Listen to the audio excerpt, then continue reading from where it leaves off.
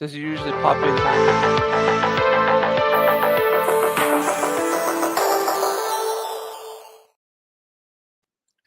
Hey, welcome to Geeks Talking Geek. This is Bandito Bane. I have a special guest, the Jinja Ninja, James Harris, all the way Hello. Yes, I flew over here. My arms are tired. Yeah. All right. So today we're going to be talking about some comic book news, but one of the main things we're going to be talking about is the end of an era. Monolith Productions have closed their doors. And this has been a video game studio that I grew up with. I remember Blood, Fear, Condemned, No One Lives Forever, and I enjoyed playing the hell out of Middle Earth games. But I guess Warner Brothers would rather count their money than let artists do their work. My categories. So, yeah, but he's decided to join the stream. Hello. Photobombing. Yeah. But we're also going to talk about how indie studios are pulling out a free comic book day. Pulling out a free comic book day amid Diamond's bankruptcy. And we're going to talk about how Marvel are going to rewrite some iconic X-Men moments by inserting their least most popular character, Kamala Khan. And we're also going to talk about Chip Zdarsky and Sophie Campbell being put into great iconic characters, but can they put their politics aside to write good stories? But before we go into there, James, do you want to let the stream know about your upcoming plans? Yes. From March 28th to March 30th, I'll be appearing at WonderCon in Anaheim. Be my first time doing a con outside of Japan. So, yeah, if you are in the area, come check me out. I'll be at booth 2210. And it's not, when I applied for the event, Artist Alley was already full, but I was able to get in as an exhibitor. And there's a bunch of artists actually in the exhibitor part as well. But I'm like right next to Artist Alley, like right next to it. So if you happen to be in that area, you can come check out the booth, order a commission, buy some original art, check out some merch, and talk to yours truly. Yeah. Yeah, I wish I could go to WonderCon, but I'm stuck over here. I don't have enough bread I don't have enough bread to even buy a bagel right now. There we go. Well, those must be some pretty expensive bagels then. Yeah, I live in California. You'd be surprised how expensive their bagels are. Oh, I can imagine. So, but yeah. Yeah. So, is your influencer wife going with you, or is she? Well, so it's kind of two birds, one stone kind of thing. I applied for this for WonderCon way back when they first started.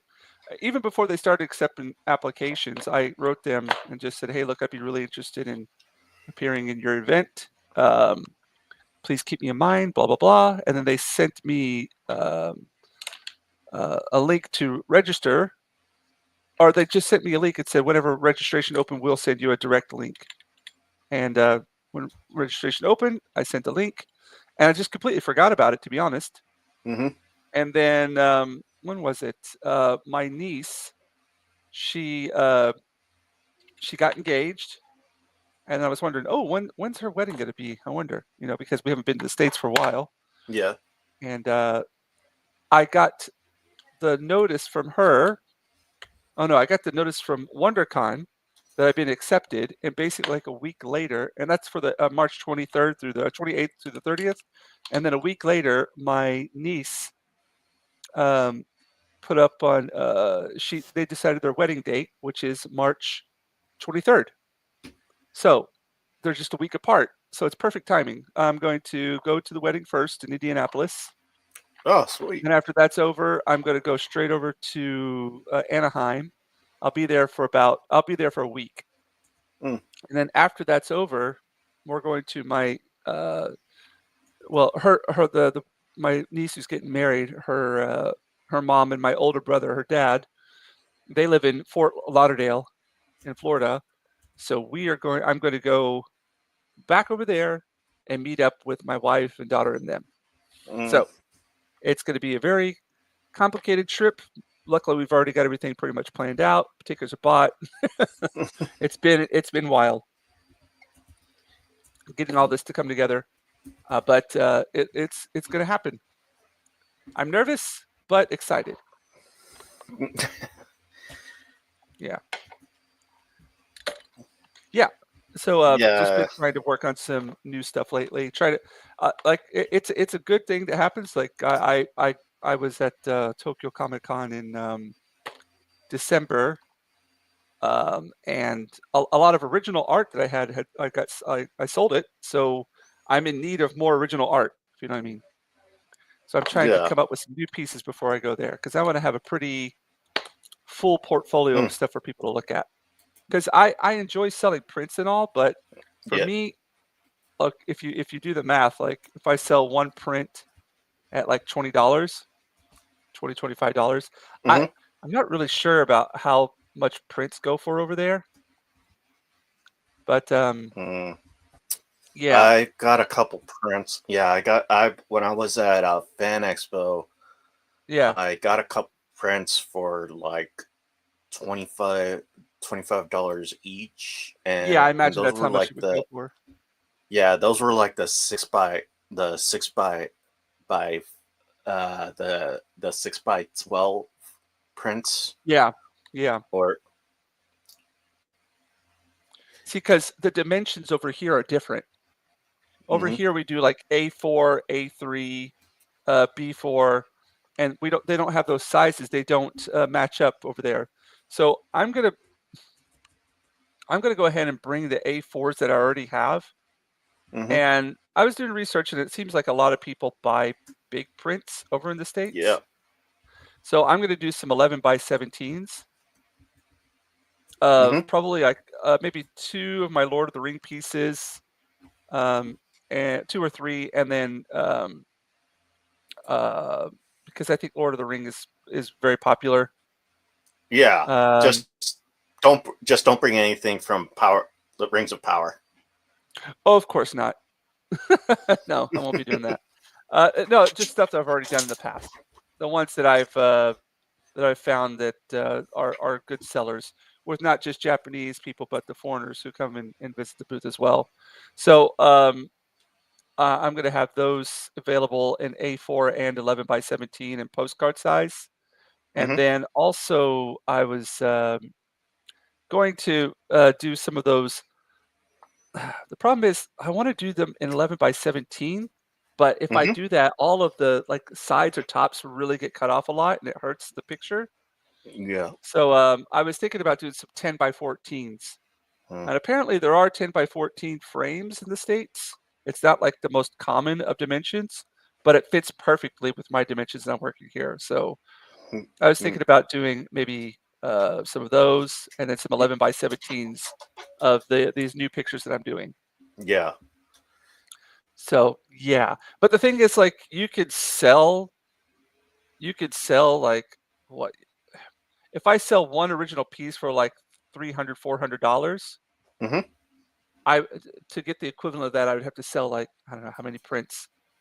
I'd have to sell like 12 or 13 prints just to make that. Ooh. So for me, my goal is to try to push my original art as much as possible. Yeah. Yeah, Yeah. Understandable. yeah. I do love your art. I mean, I still have my orc war Ah, boss on there, I, on I my wall.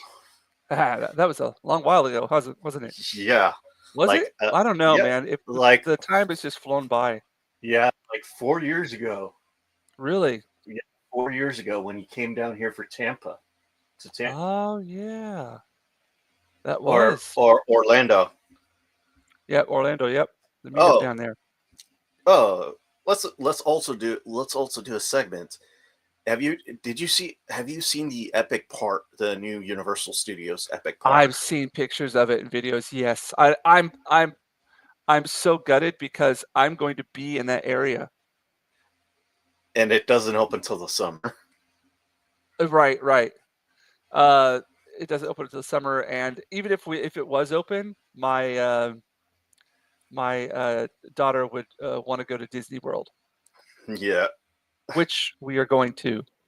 yeah, Yeah, but you're gonna be like, what? I don't want to say your daughter's name. Your daughter. No, no, honey, no, no, no. Don't you want to go? Let's go watch, see how to Train Your Dragon, or yeah. or play Super Mario. Oh no, to be honest though, she is a really big fan of Universal. We just went to USJ Hmm. about 3 weeks ago, and she loves it there. She goes on the Harry Potter ride a lot. She really likes the Harry Potter area. Yeah, She dresses up as a witch when we go. yeah. So no, but I think Uh, whatchamacallit. We'll if we get the chance again, we'll go down there and check out the the epic. What dark. is it called? There's right now there's Epic. There's Epic Universe, but it's Hmm. like it has like it's basically a gateway to like different lands. That's Right. basically the story. So you're in this place where you can go off to different lands, and there's Super Nintendo World. Um. There's the Isle of Berk from How to Train Your Dragon. Right. Right. There's going to be the Dark Universe, which is going to be Universal Monster movies. Hmm. And there's the And Ministry of Magic as well, yeah, right? yes, the Yeah. Ministry Harry Yeah. Potter, the Ministry of Magic, which is going Now to. Oh, go oh, ahead. go ahead. Oh No, no, you. I was just saying I went to the the Warner Brothers tour, the Harry Potter one in Tokyo in December. It's the same one that they've got in the UK. They've built in Japan. Hmm. And one of my favorite parts was they have a Ministry of Magic section there, and it's just like the movie. And Yeah, it's like, holy cow, it's so cool. yeah, and this one, it's the their Ministry of Magic. It basically takes place in with the newer movies, the Fantastic Beast Right. movies, and Oh, okay, okay. and it's basically like the millennial the World's Fair is going to take place.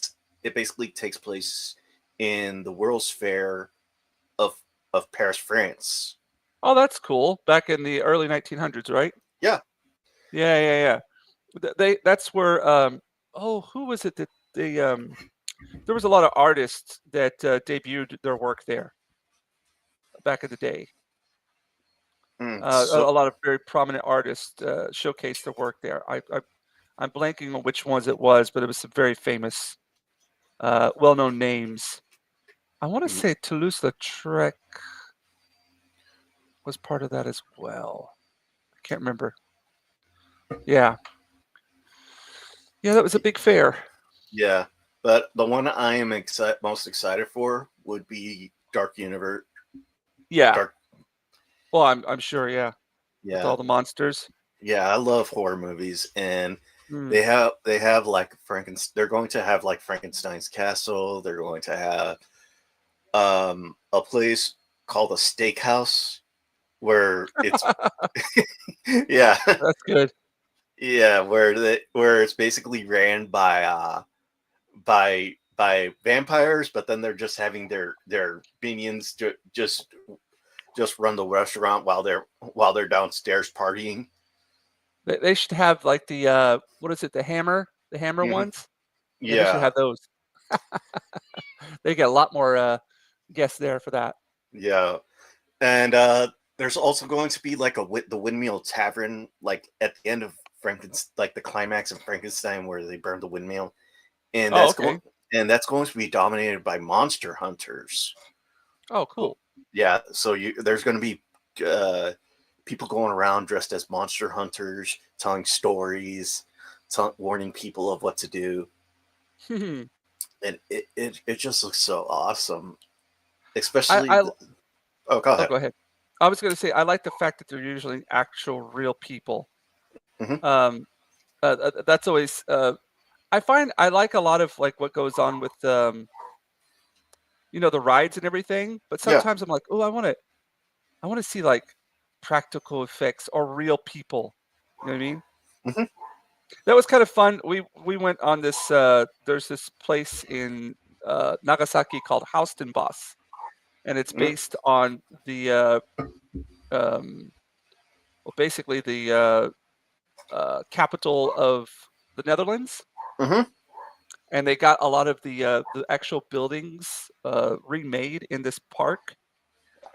And it just used to be a place where you could go see flowers and walk around and feel like you're in, another country. But they've recently added amusement rides to it, some attractions. Oh, so it's And kind of but like Efteling. what's that? Efteling is like it was an amusement park in the Netherlands where it actually started out as a botanical garden. That, Then yeah, yeah, they yeah. Basically, yeah, yeah,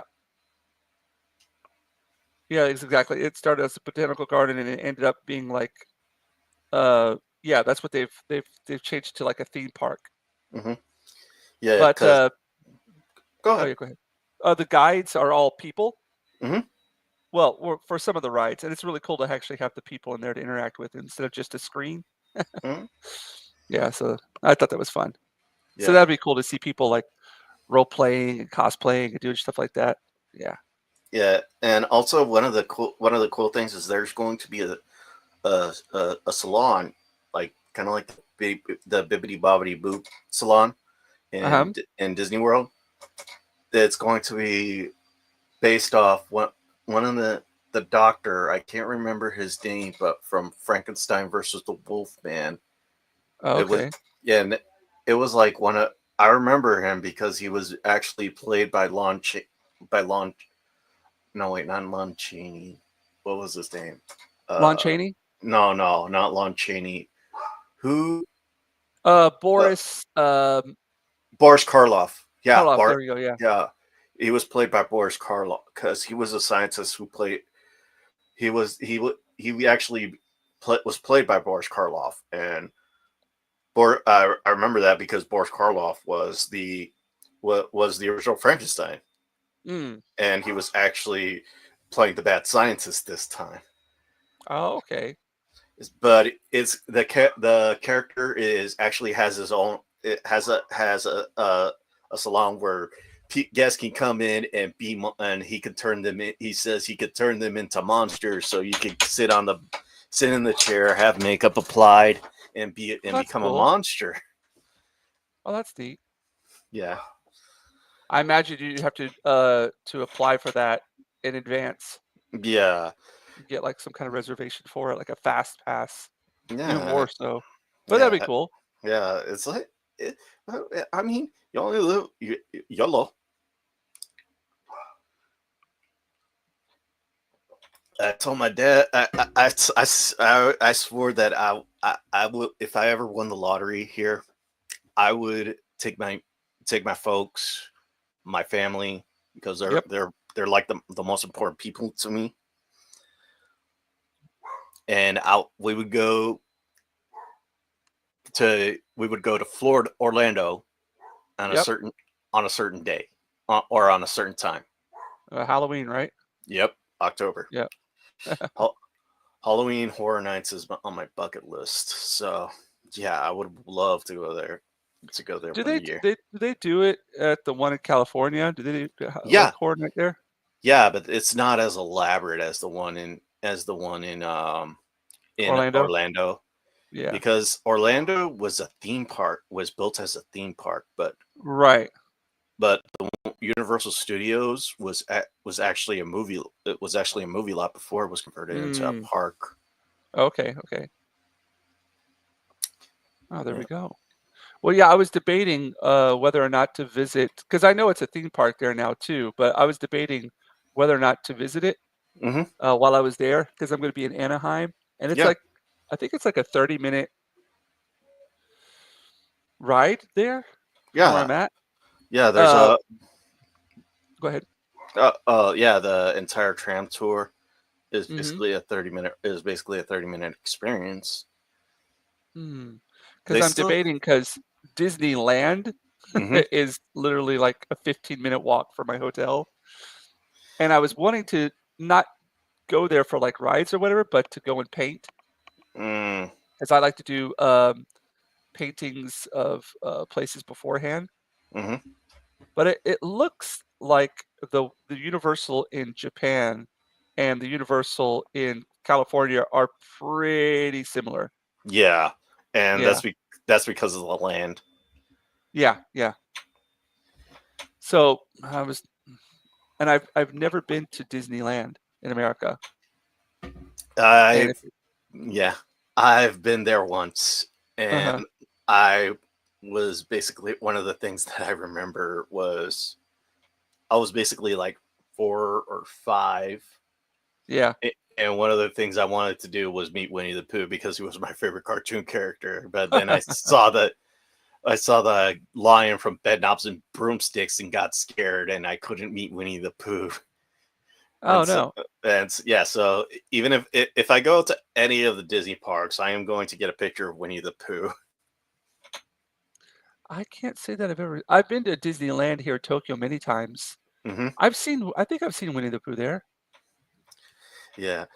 Yeah. Uh, well, What did you check out the Daredevil show? no, I have not. Oh, This was okay. before my time. The before Marvel and DC, before Disney bought out Marvel. This It was way before my time. I was only a kid Oh, no, when I no, went. the new Daredevil show. That's what I Oh was no, asking you. no, I haven't.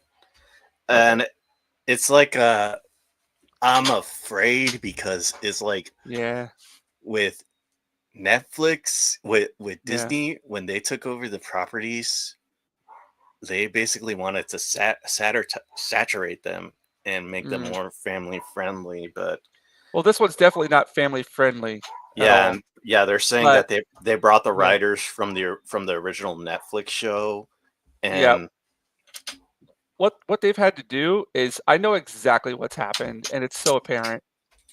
Like there shouldn't be any debate about this. It's pretty simple. If what's happened is, and they even said it like the actors Charlie Cox and Vincent D'Onofrio Mhm. went to they went up above their head like above the people at top, and they said this is shit, we can't do this. Yeah, because And because they're trying to make it to like a comedy kind of thing, yeah, and so yeah, of course they fired everybody, got rid of everybody, and had to redo it. But what happened is, I'm sure this is what's happened, is they were left with stuff that they had to use, you know what I mean? hmm, You have to use this. You have to use these people. You have to use these things. So they're basically given a pile of garbage and told to make it into something usable. And then the rest from there was their own. So that's what they've been doing. And I think that they'll have to do that within a few of the episodes. yeah, But it seems to me that they'll be having free range with their own choices later on down the line. yeah, They because were just given stuff that was I enjoyed the first 2 episodes. I enjoyed watching. There was some kind of a little bit of kind of stuff with the whole Fisk and his wife, but again, they were given that, and I'm sure that they are just like, okay, you have to work this in. All yeah, right, all right, let's try to make it as good as possible, and then yeah, yeah, yeah. Just like with the Daredevil, like with Daredevil, I always liked it because it had so much intrigue and yeah, noir like yeah, yeah, yeah. and neon noir thing like aesthetic going on. Right. Yeah. And So I'm going to give it a chance. Not that Yes. I'm not a fan of Disney at all, even Mhm. though technically I work for them. Technically, I'm an employee of Disney now. Yeah. That's weird So because with the sketch cards, working for Tops, yeah. I work. I forgot this. I've got I got a contract working with Pixar, Disney properties, and Star Wars, Oh, and I just got a box of SpongeBob cards. really? So I'm working on those right now. SpongeBob as Nice. well. Yeah. Hmm. Yeah. So like, yeah, yeah. I haven't been a fan of Disney, especially like with the way Kathy and Kevin have been. Oh yeah, they've done like the worst job that you could do with it. Like Yeah. you can't go worse than what they've done. Yeah. You can't do worse. Like you could try, but you can't. Yeah. And this But is what. yeah. But I'm Yeah. still trying to keep alive the whole.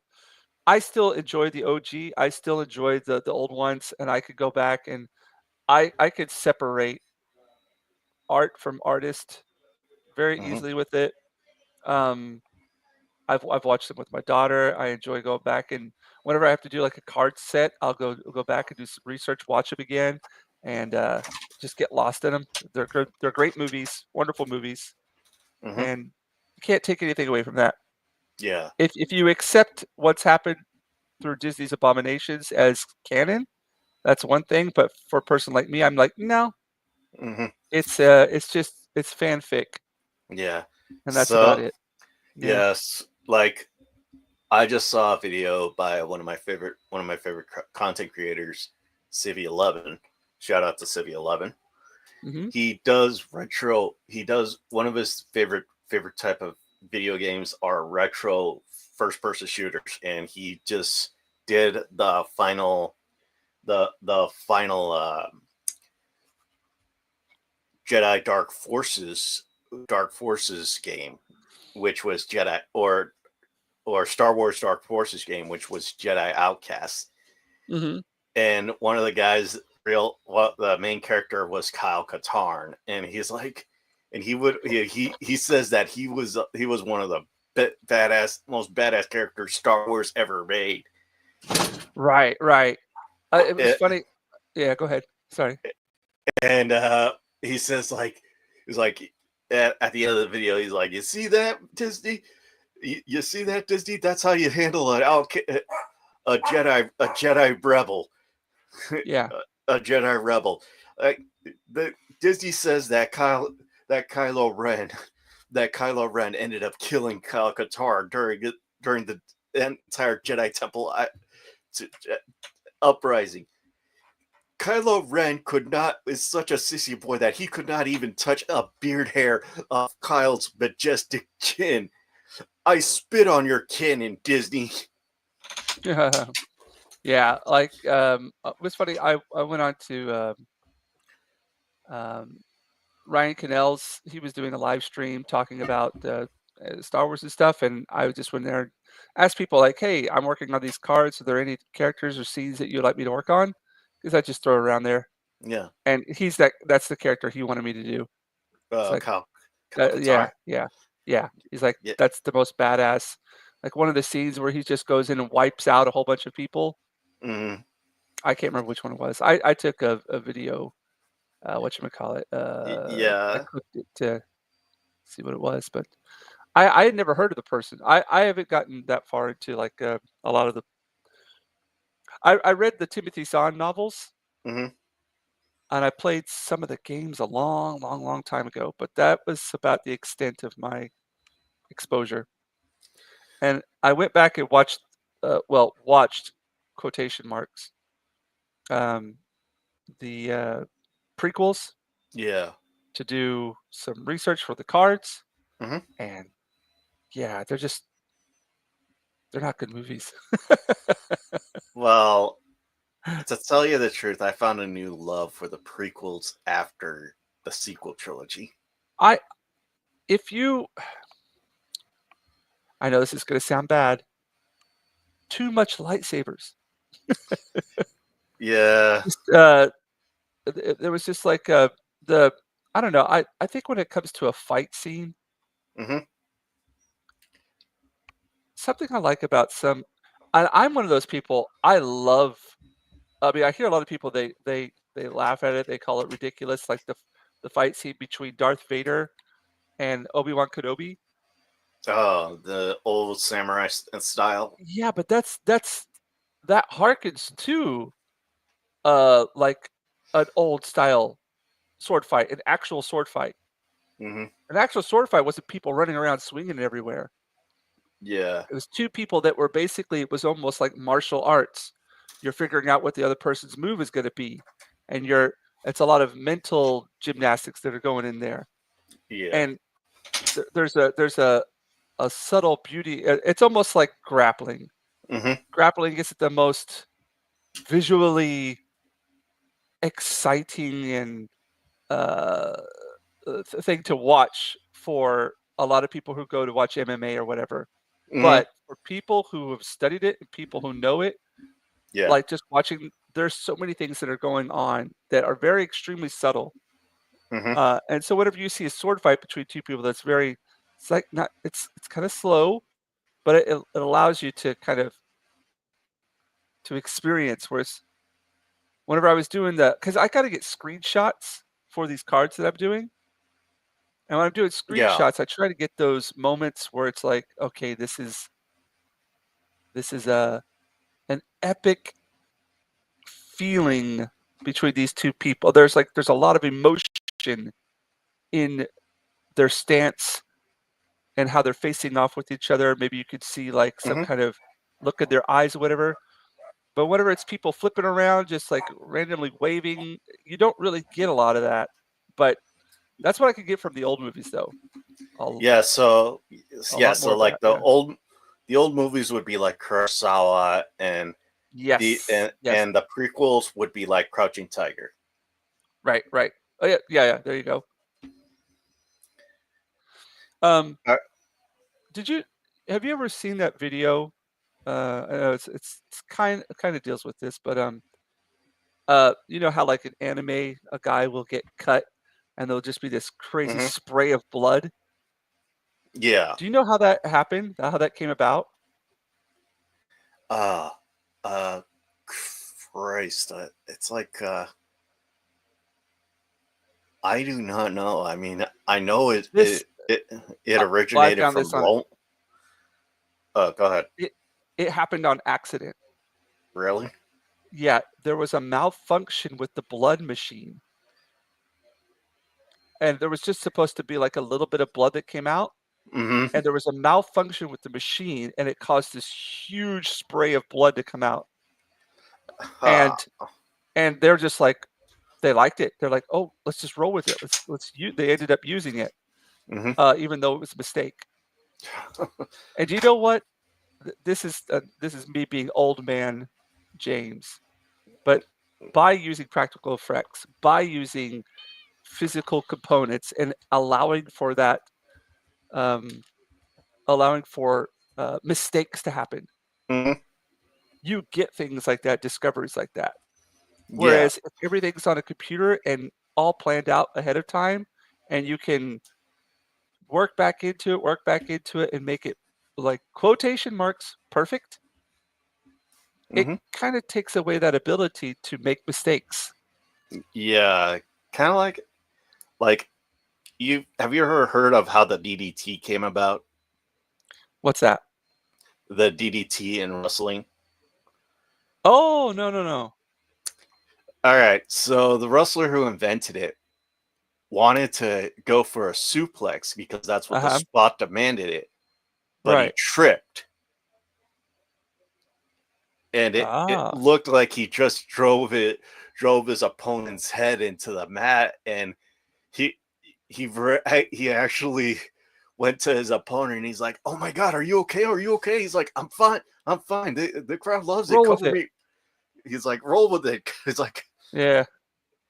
and there was a nut that they invented that also the power bomb was a mistake as well.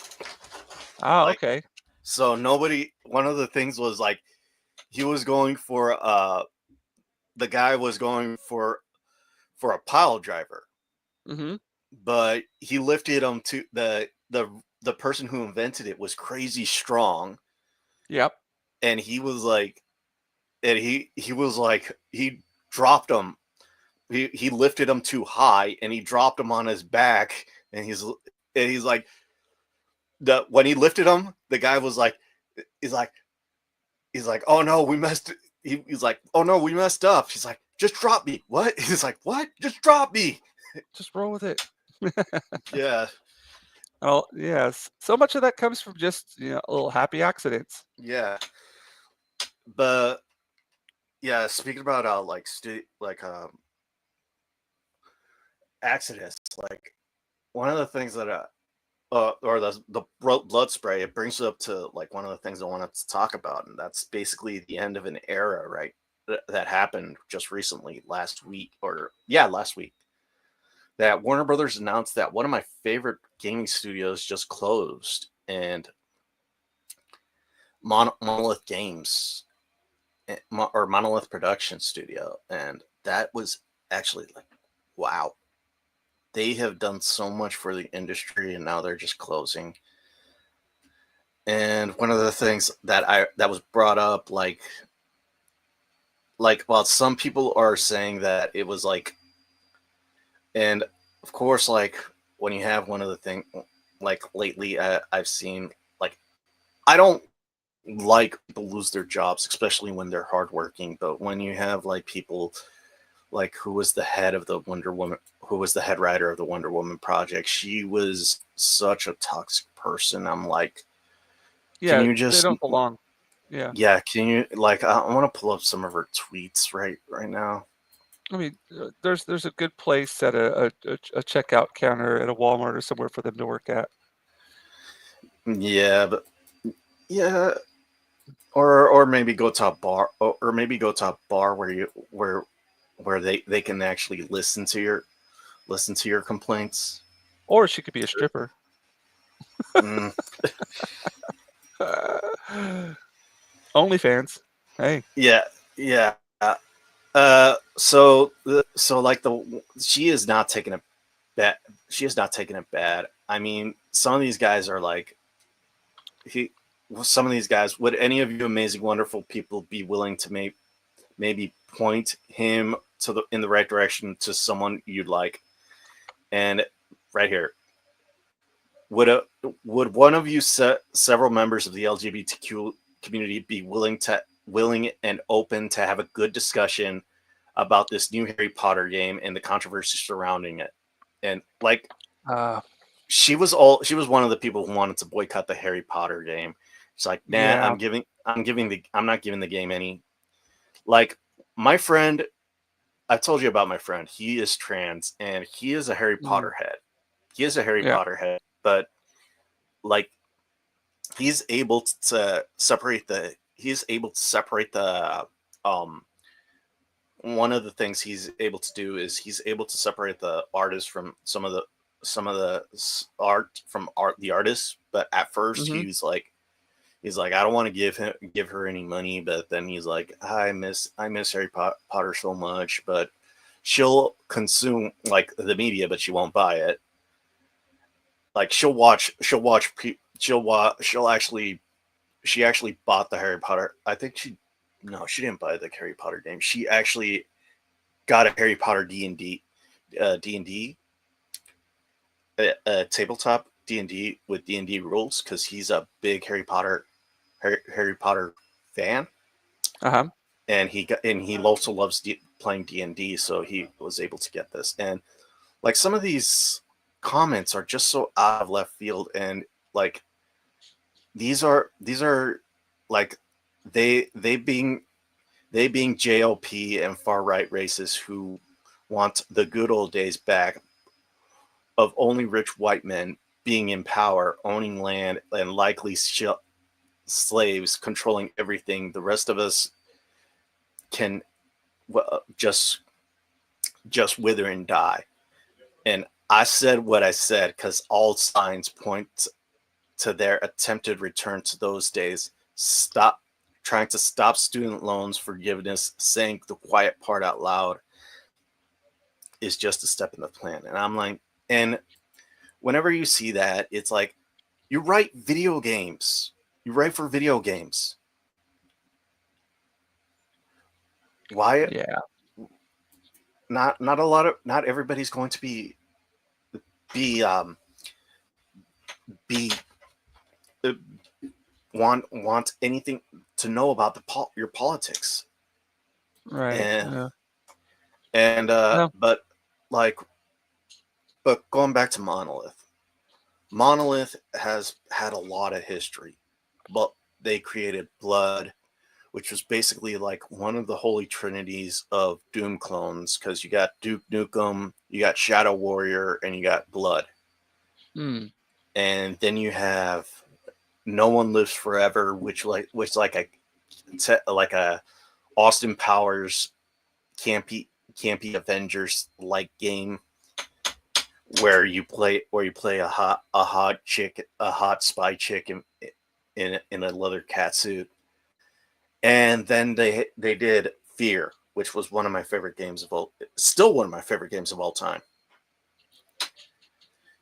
And the AI that they did in that game, they said that they wanted to be as crazy as the Tea House Shootout and Hard Boiled. Ah, yes. So, like, one of the things is that the AI in the game, it has goal oriented programming, Mm-hmm. where it seems like the opponents are actually talking to each other, but really they're trying to find a way to take out the player, and if that plan doesn't work, they'll automatically switch to another plan. And not a lot of people have been doing that, especially with shooter games. And it started becoming a staple in video games. Then you have Condemned, where they took inspiration from like Silence of the Lambs and Seven, which and it it was a good game. It was very scary. And then you have their biggest contribution was the Middle Earth games, and with the Nemesis system. The Uh, yeah, go for it. I, oh I won't be able to contribute much to this because I stopped playing games at Counter Strike. yeah. So, Okay. So yeah. like the Nemesis system is basically like with is an AI that learns from the player. So like in Middle Earth, you play a ranger and you fight different orcs. But when you die, that orc learns gets stronger. It'll learn your patterns at the type of patterns that you play. So you Oh, gotta okay. switch out different patterns, and Oh, they all were right. and I mean, the thing that they were going to do was with Wonder Woman. They wanted to have the same thing with the Nemesis system, but different, with that you can have with an ally, because Wonder Woman will meet different people, Mm-hmm. uh, and they will end up helping her. So, like, if you're like an area of effect fighter where you do you do moves where it affects an area and you can hurt multiple enemies, Mm-hmm. they'll the ally will gather up those people so you can hit them. If you're a brawler, the ally will actually grab people so you can inflict more damage. And I mean, it sounded like a good way to use the Nemesis system, but it was taking too long, and the people who actually knew the Nemesis system actually left because the one of the things that Warner Brothers did was that they gave a yes but not really yes answer to their first idea before they went to Wonder Woman. Mm. And so they were left and so the people who were left were actually trying to get another we're actually trying to get this nemesis system to work. And it's just sad. I mean, it's like, I know, like it's like one of the things that like we lost Visceral Games, that did Saints Row, and that was mainly a self-inflicted wound because you had Embracer Group who was basically doing like these boardroom meetings, like, oh, what can we do to bring in new players? I know, let's make a gangster game that isn't really a gangster game. Instead, let's make it a simulator where you rob people for student loans. Huh. To pay off your student loan. To pay off your student. Yeah. And it was basically a bunch of hipsters being gangster. So, I mean, and after the flop of Saints Row, it just went. Visceral ended up closing their doors, and I mean, we didn't even get to know what happened with Wonder Woman, and if it was going to be but I mean, like, but if you have like people like, what's her name? If you had someone like,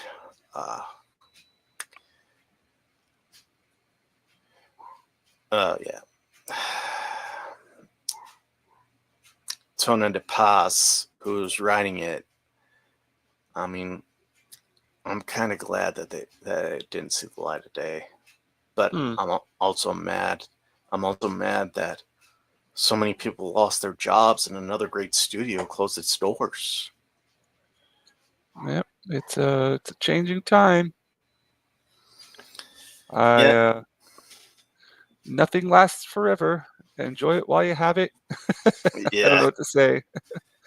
There's just a bunch of people that have. I was actually watching, video or live stream, and they were going into why so much of this has happened, why so many things like this have just gone downhill, and it's basically the schools that were allowing people to study how to do this kind of stuff. Just stopped accepting men. And so the reason that you see all these women working on this stuff is that's all, if you want like a job working in this kind of field, the majority of the people who are applying for it aren't people who are actually interested in doing it for the entertainment purposes, but keyboard warriors. Yeah, that's what I say. I've seen a lot of it.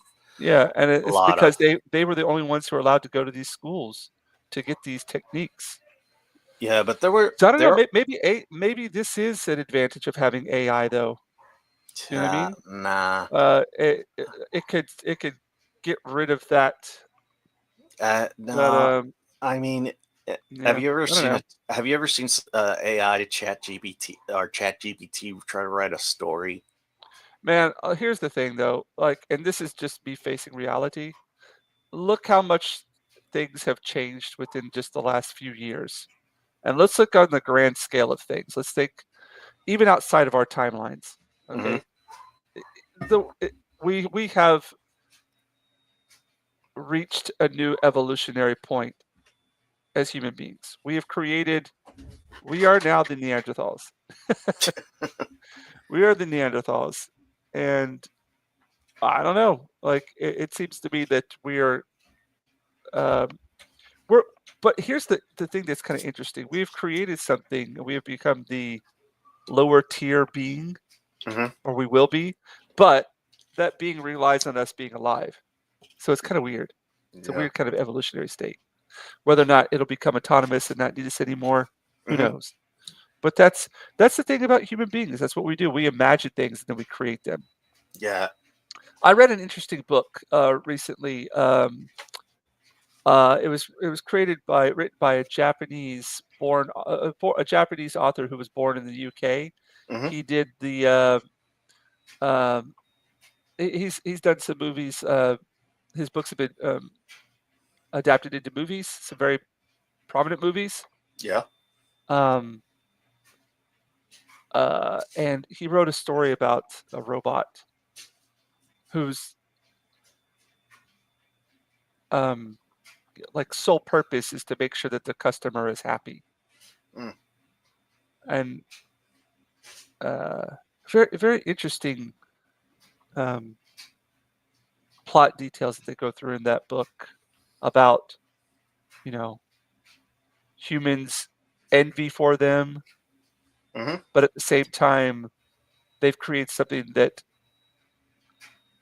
they were scared of making it too close to what we are, so they had to have like their programming be that they wanted to please us. They wanted to make sure that we were happy. We were number one to them. We were Mm-hmm. almost like, yeah, it's just an interesting story.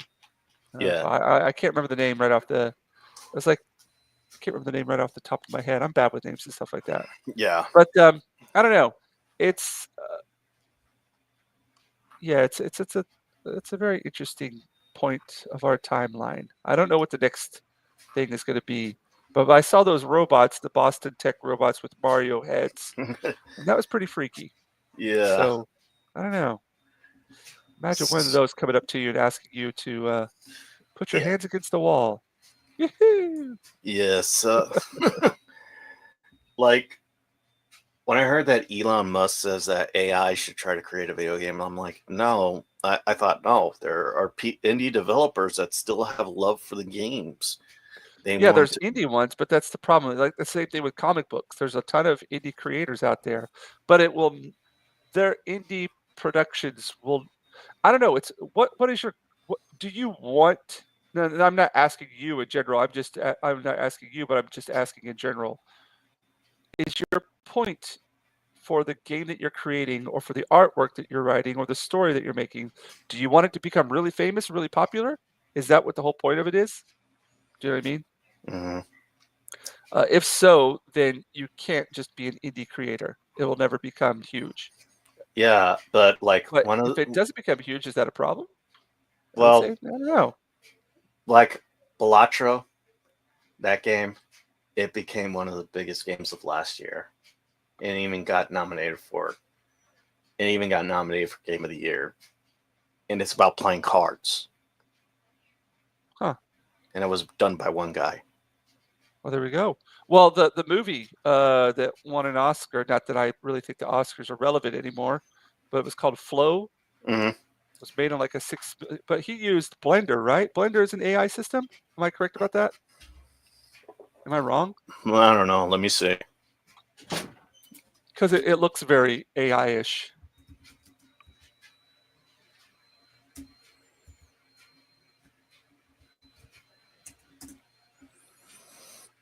Mm,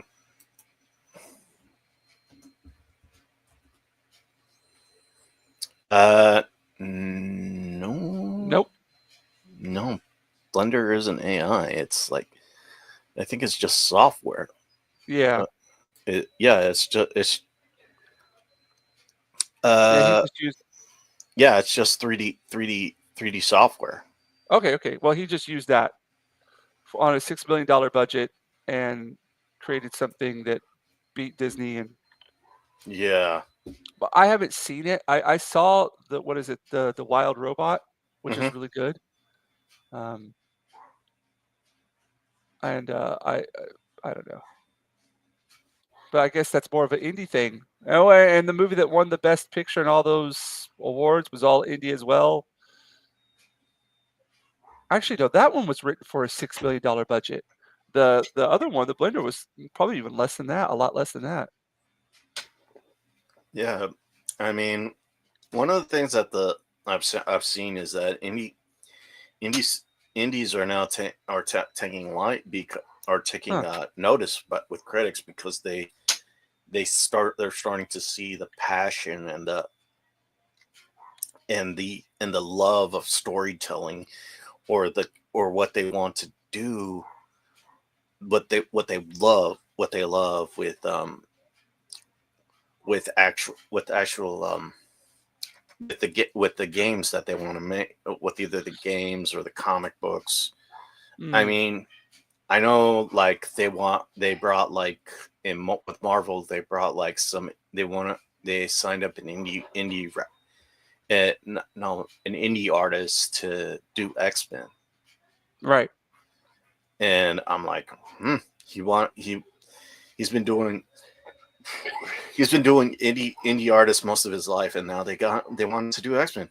Step up, Could be. yeah. And I'm like, well, who's he working with? He's like, I thought it was like, well, who's he working with? Oh, he's going to be working with Gail Simone. I'm like, oh no. At first, I thought it was going to be bad because Gail was part of the Whisper Network, but like now she has cut back on the politics, and especially now that she's working on X-Men, because she will go on and on in Twitter about how much she loves the X-Men, or on the interviews she will go all fangirl over her favorite X-Men, her favorite storylines. Mm. So I'm like, oh, so they actually got an actual someone who actually loves the source material to write it. I'm sorry, I've got the Daredevil opening theme going through my head the whole time I'm working on this. Yeah. I was gonna. Let me check something out. I wanted to check this out. Can't remember. This is.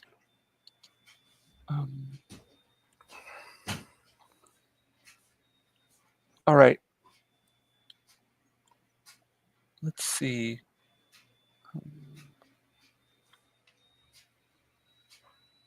Things to do. Okay. Would you like me to say anything to the following people? Yeah, go ahead. Dennis Cohen, co-founder of Milestone Media. What about him?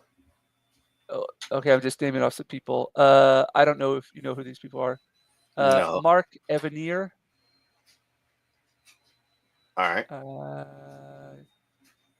Danny Fingerroth. Mm-hmm. Jessica Fong.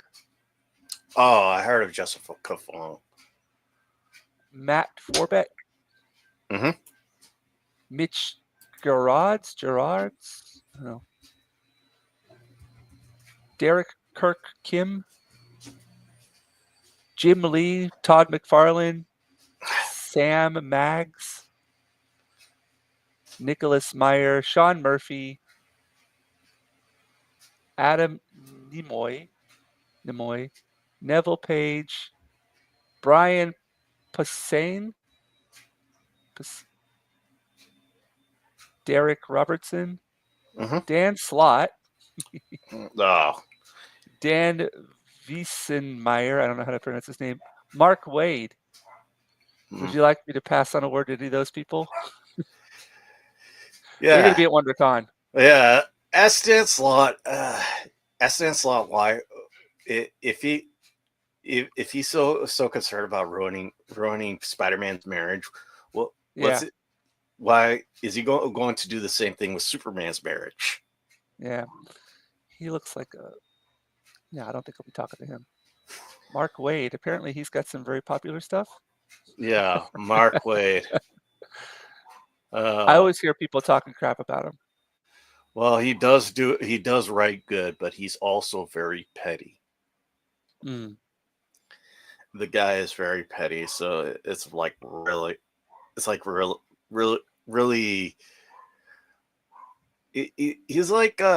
Have you ever heard of the actor Klaus Kinski? No. Yeah, Klaus Kinski was known for being very difficult. He hated directors. He hated to be told what to do.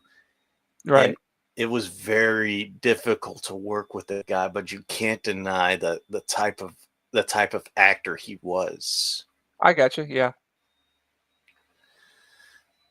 So, like, yeah, Mark Wade. No. Yeah. I was being sarcastic about that line, by the way. Yeah. Yeah, and Dan Slott too. Yeah, Dan Slott. Dancelot is actually going to DC, so he's like one of the few people who are going to be like one of the few. He's like going to be like one of the few people who are going to be working for DC and Marvel at the same time, because he's still going to be doing Amazing Spider-Man, but he's also going to be doing he's also going to be doing Superman Unlimited, Right.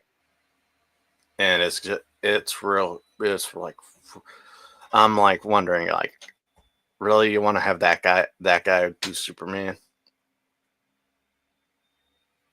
Yeah.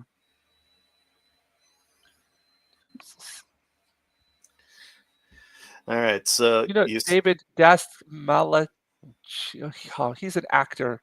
He played in what should we call it? The Suicide Squad. The Suicide Squad. He played the guy with the polka dots all over him. Polka Dot Man. Yeah, Polka Dot Man. Yeah, he was also in The Dark Knight as well. He's going to be there, but he works with comics though. Yeah, really? Yeah, he wrote. Uh, hmm. Let me see. I always see him at conventions, but like he's on the floor. Yeah.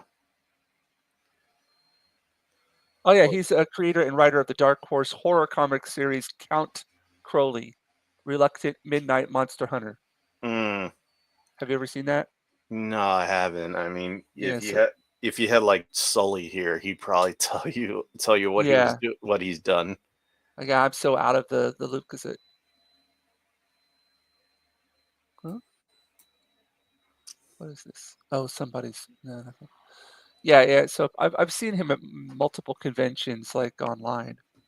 He's always on the floor though at a booth. I don't know. I would like to go up to McFarlane and Jim Lee, say hello to them. Oh yeah, Yeah, McFarlane is a legend, yeah, and so is Lee. yeah. I mean, I stopped reading comics basically when Lee's era with X-Men ended. Yeah, I mean, I was at that age. For me, that was I was hooked in it, hooked on it, hook, line, and sinker. Everything X related. yeah, Um, yeah, yeah. For me, a lot of people basically love the Jim Lee era, yeah, X-Men. yeah. Yeah, It was it was like some soap operas mixed with comic book stuff. Eh? yeah, It's nice. yeah. Uh, do you know the artist named Wayshak? Wojciech? Yeah, No. I saw him on David Finch's live stream. He's a really, really cool artist. Mm, I've talked with him a little bit on Instagram. He's going to be mm, in Artist Alley, so I'm going to go visit that guy. yeah, Yeah, he's a really good artist. yeah. There's also this one artist named Narwhal. He's going to be I know who working. that is. Yeah. He's going to be working with Mark Millar on his upcoming vampires Oh, okay. on his upcoming vampire book called Vatican City. Oh, cool. Yeah, Mark Millar. I see him. He does a lot of tweeting.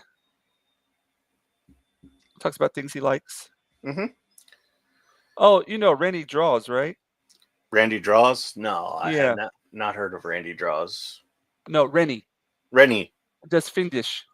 Oh, yeah. Rini. Yeah, Rennie. Yeah. yeah. She's I remember her. she's she's going to be well. It's not. She hasn't announced it yet, but I'm pretty sure she'll be announcing it soon. She's going to be coming to Osaka Comic Con. Oh, really? Yeah, so I've been in talks with her about, um, about some stuff. Hooked her up with some people. Hmm? Hooked her up with some people, and so it'll be good to have her. I guess she's another really independent artist working really hard. You know what I mean? Yeah, yeah, I respect that. yeah, I respect when I see people working hard yeah. and focusing on working hard and not on drama. Yeah, I mean, this is one of the things. I mean, I do not like Ryan and Nerdrotic sometimes, but Mm, I'll stop. I stopped listening to them most of the time because they got way into politics, and I can't stand politics, even from whatever side. I hear But you. yeah, but I mean, if if a left leaning, like I say, if a left leaning artist starts going with nothing but politics, I'll stop listening to you. If a right leaning artist goes nothing but politics, I'll stop listening to you. Just simple as that. Man, Bill Sienkiewicz. No. Oh, yeah, you know him. I'm probably pronouncing his name wrong. Bill Sienkiewicz. Oh, Bill Sienkiewicz. Yeah. Yo, he did like Weird he's Al. got everything. No, not Weird Al. Bill. Just Sienc. If you put in that much, it'll pop up. Oh, okay. Yeah. Like he's a legend in the game. Like he's up there with. He's up there with Alex Ross on level of supreme artistry. Yeah. He's done everything too. Yeah, I see. I'm looking at his work right now. Wow. Yeah, he's worked on everything. Yeah. He is. I love the guy to death, his work to death, but he is an insane lefty. Big time. And he just goes off and off on his posts. And it's like, man, just like I just want to enjoy your work. just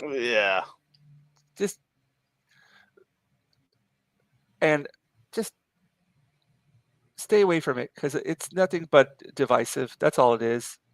Yeah, you know what I mean? That's why I tell my sister. I mean, she's very into politics, and I tell her, "Well, what do you want me to do? I vote regularly. I listen to local news. That's about as far as I'll go." The problem with politics is most politicians don't care what you think. Yeah. You're not their priority. The priority is getting reelected, and that's about it. Yeah, that's why I was like, I didn't care about either Kamala or Trump. And I'm like, one is a racist, the other's a lawyer. Need I say more?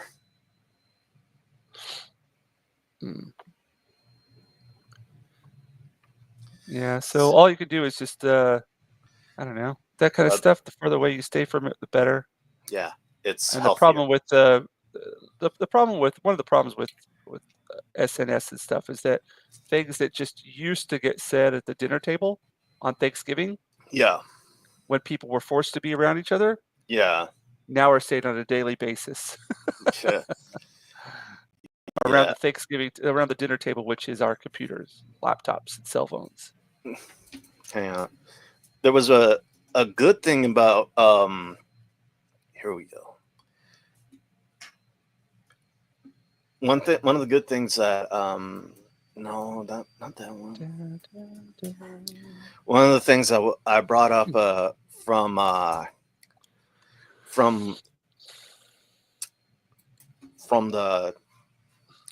the closing of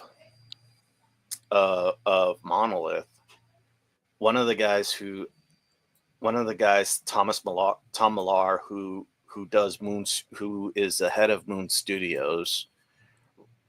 He did Ori in the Blind Forest, and he's been doing video games for most of his life. He announced this on Twitter that anybody who's looking for a job from Monolith can go to Moon Studios. We'll gladly take you in. There we go. And I think it's maybe it should be like a policy of many corporations nowadays. It's like, hey, no politics at work. No talking about it. Don't bring it up. Yeah. In fact, don't talk about your gender. Don't talk about anything. Just talk about work. Just talk about work. I mean, my friend who's trans, you know him. You know, I've talked about him before. Yeah. He made a joke about it because sometimes when I first met him, I misgendered him all the time. But he's like, He's like, you know what, Juan? Think of me as a K-pop star. I'm like, what? He's like, yeah, they're so effeminate, you can't tell if they're boys or men. Mm. I'm like, all right, that works for me. Yeah. Like what I respect the LGBTQ community, and I also respect some people who are basically salt of the earth kind of guys, and that's one of the things that I do. I mean, Well, it's what the thing is, there's nothing special about them. There's nothing special about me, you, yeah, or them. We're all yeah, just people, and but the thing is, like, you can't go around thinking that you're special because you're a certain color, or a certain you put your dick in a certain place. You can't think of yourself special for that. You can't. There's nothing special about you. yeah. But My yet, at the same time, we are all very special. The fact that we exist on this earth. yeah, my friend, he hates it when people try to speak for him. Yeah. He doesn't like transgender activists because he says I can speak for myself. The only reason they're gender activists is because they can make money off of it. For the most Yeah, part, they can make money off of it. I have friends in college who were the most. I consider them to be very, very respectable people, and now their job is to make money off of race baiting. oh boy. And it's like, wow. But they found out that there was a way to make money, and they get up and they put themselves on photos of Instagram of them with very high profile people. It's like, well, that's where your goal was. Your goal wasn't ever to change anything, because if you changed anything, you'd be out of a job. Yeah, Your goal isn't to make life better for people. Your goal is to make money, which is for a lot of people. But as long as we can realize that people who are, say, they're activists for a certain thing, majority of them are either getting paid or looking to get money from it, and that's about it. And once yeah, they're done, or that's become that fad is finished, they'll move on to another thing. yeah. That's why I don't like any type of activist, whether it be right wing or left wing leaning. Yeah, yeah. There's a lot of it's just a lot of fake stuff out there, man. Yeah, We just have to have our shit sensors on, or yeah. bullshit sensors on, constantly. Oh, speaking about bullshit, you remember that guy that came to your country and caused so much drama? Yeah, I just hope for the worst for those people. I have no empathy for them whatsoever. No, Johnny's that character, that guy Johnny Somali, the one who basically started it all. Yeah, yeah. So It, he's in Korea, and they're going to throw the book at him. yep, And basically. if they were to put him in front of a shooting squad, I wouldn't blink an eye. I wouldn't lose an ounce of sleep over it. Because that's the thing. You go over to Asia, and people have this idea, like South Korea, China, Singapore, and places like that are very polite, respectable, uh, like, lovable, uh, easy to pull a fast one over kind of people. They're not. They aren't. Uh, Go to Thailand, somewhere like that. Get put in prison. Yeah, one of his friends even Even in almost. Japan, man. Even in Japan, like, you don't want to be put in prison here. Yeah, like You're not going to have a fun time at all. yeah. So like so many I don't know why, but so many IRL influencers are coming to Japan to see if they could cause as much drama as he did. It's not a ton of people are doing it. It's just that the ones that are doing it are getting their stuff reposted. They're getting their stuff retweeted. They're getting what they want is for people like me and you who Mhm. actually care about stuff that they don't, to talk about them. And when we do, that gets more views on that's all it's all about right now. This day and age. It's just getting views, getting hits, getting Yeah, people to talk about you. especially So now that yeah, yeah. especially with your wife being an influencer and these people calling themselves influencers. I'm like, you're just No, giving other influencers a bad name. yeah. So that's why I don't even pay attention to them. I pretend that they're just They don't exist in my world. La la la la la. Speaking And of which, if they end uh, up getting, you know, uh, put in jail for life, oh well, whatever. Doesn't bother me. break rocks for a living. Oh, I don't mean to just throw this at you all of a sudden, Bandito, but I'm gonna have to make a hard out here in about 5 minutes or so, 10 minutes or so. I've got I'm That's doing a a beer logo design for my friend. He's starting up his own microbrewery, uh-huh. and I've been working on this beer logo for him. Yeah, Um, and we're yeah. gonna have a meeting today. Then after that, I'm gonna go and get some more art supplies and work on these SpongeBob cards. Hmm. And man, I'm completely I Well, I can do it. It'll happen. I'll get things done. yeah. Thanks for. Well, looks like I'm gonna have to cut the stream short as well because Sully didn't show up, Kenzo didn't show up, and McAnee didn't show up. So, but thanks for coming on the stream, man. Uh, Hey, there you go. hey, hey, so where can they find your art? Just look for me on Twitter and Instagram, the Ginger Ninja, and YouTube as well. I put up mostly just um, I sometimes I do some live drawing on there, um, but most of the time I just put up time lapse drawings of work that I've commissions I've done, work that I've done, Hmm. and yeah. And again, if you're out at WonderCon, stop by my booth, 2210, and yeah, that's about it.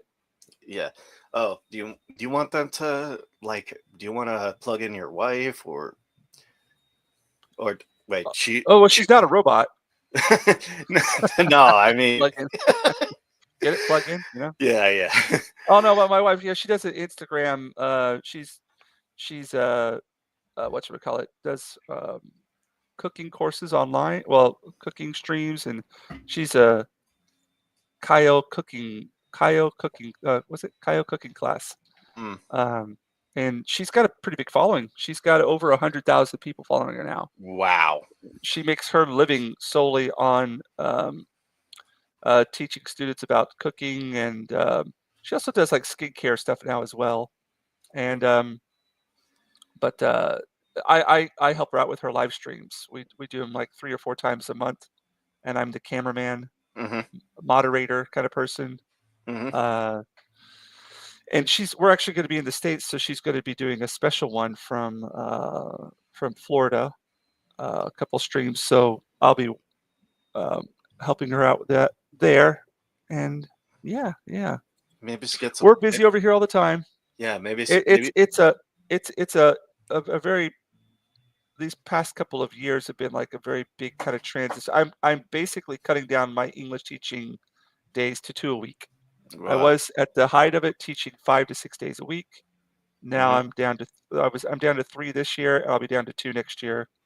And so I'm looking at going into this full time. Yeah. So yeah. And like one of the things I would say, like have your wife look up some Colombian, or Cuban That's what I've dishes. already told her. When we're down there, we're gonna go do some research. Yeah, On look up some. location research. And Yeah, I look up. plan on putting on some pounds while I'm there. Look up some. No, wait, you're too far north for some Cajun stuff. Well, the thing is, we've actually she was my brother used to live in Louisiana, and Hmm. we went down there. We've made a couple visits down there when they lived there. Hmm. Um, yeah. So, but this time we're going to be doing the Cuban thing. All right. Yeah. So look up Kayo cooking, and look for the future Cuban dish. Hopefully, it'll be delicious. Mm, All right. Thanks a lot, James. no Domo problem, man. arigato. Yep. All right. Thank you for joining me with Geeks Talking Geek. I've been Bandido Bane. So keep playing, and God bless. All right.